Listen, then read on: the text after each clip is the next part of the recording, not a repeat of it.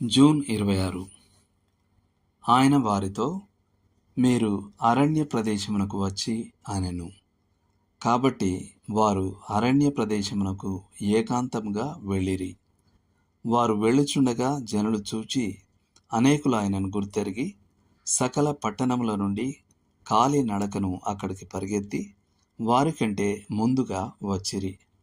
యేసు వారి మీద కనికరపడెను. మార్కు 6:31-34 వరకు. ఆటంకాల వలన మనం చికాకు పడటం సులభం. నేను స్వయంగా నియమించుకున్న ఏదో ఒక పనిని పూర్తి చేయకుండా నన్ను నిరోధించిన ఊహించని డిమాండ్ల వల్ల నేను ఎంత తరచుగా కోపగించుకున్నానో తలుచుకుంటే సిగ్గేస్తుంది. బహుశా నేను ఏదో రాస్తుండవచ్చు, పదాలు సులభంగా ప్రవహిస్తూ ఉండవచ్చు.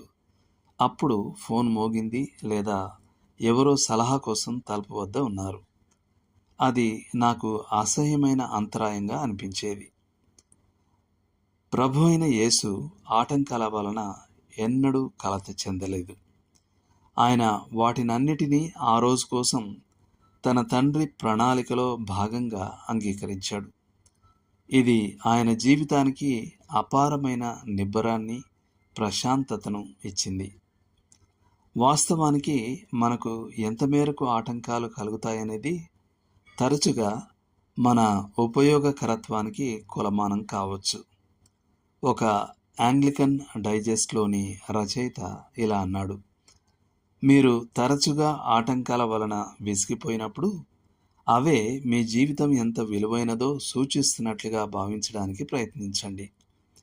సహాయం అవసరమైన ప్రజల అవసరాలే మనలను ఇబ్బంది పరుస్తాయి. మనకు బాధ కలిగించే అంతరాయాలే మన అవసరంతో కూడిన జీవితానికి గుర్తింపు పత్రాలు.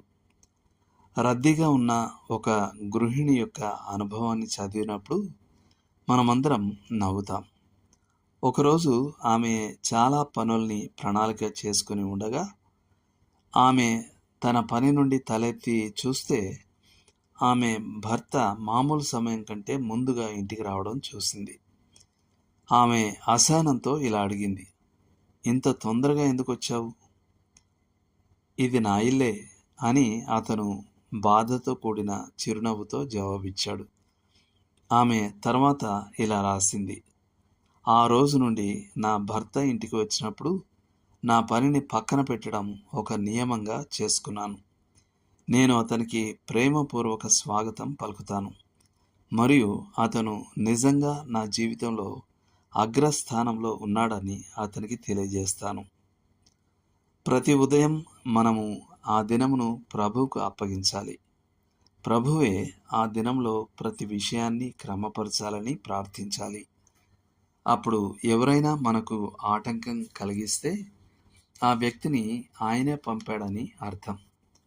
మనం కారణాన్ని కనుగొని దానికి పరిచర్య చేయాలి.